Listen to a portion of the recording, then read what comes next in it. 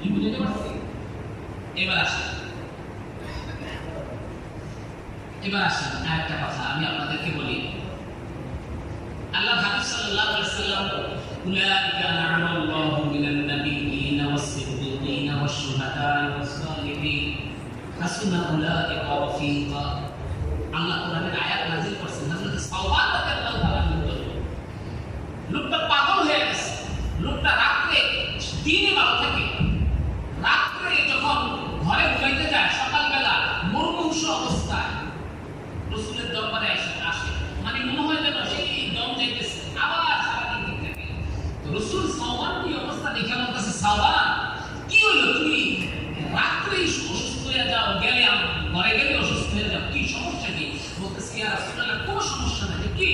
ইয়া রাসূলুল্লাহ দিনে আপনাদের কাছে থাকি, আপনাকে ছাড়া আমি একটা মুহূর্ত বাঁচতে পারি না। ইয়া রাসূলুল্লাহ আপনি এত মর্যাদাশীল নবী, সমস্ত নবীদের সরদার, সমস্ত রাসূলদের সরদার, তাহলে হাসরের ময়দানে যখন জান্নাতে আপনি চলে যাবেন, ওই জায়গায় কি আর আমরা যেতে পারবো? নবী রাসূলদের কথা, নবীদের কথা, এরপরে আবু বকর ওমরের মতো জলিলুল কদর সাহাবী, এদের ছাড়া কি এদের ভিতরে? তখন আল্লাহ তাআলা আয়াত নাযিল করলেন। আল্লাহ হাবিব বলেন, আল মারউ মা মান আহাব্বা। মনে রাখবা সাহাবা, হাসরের যে দুনিয়াতে যাকে যত বেশি ভালোবাসে, যাকে পছন্দ করে, হাসরের ময়দানে সে তার কাছে থাকবে। এইবার ভাইরা আমার কথায় কেউ রাগ না করে একটা কথা আপনি চিন্তা করেন। এবার আপনি আপনার সোশ্যাল মিডিয়ার যুগ, এবার আপনি আপনার ফেসবুকটার দিকে একটু তাকান।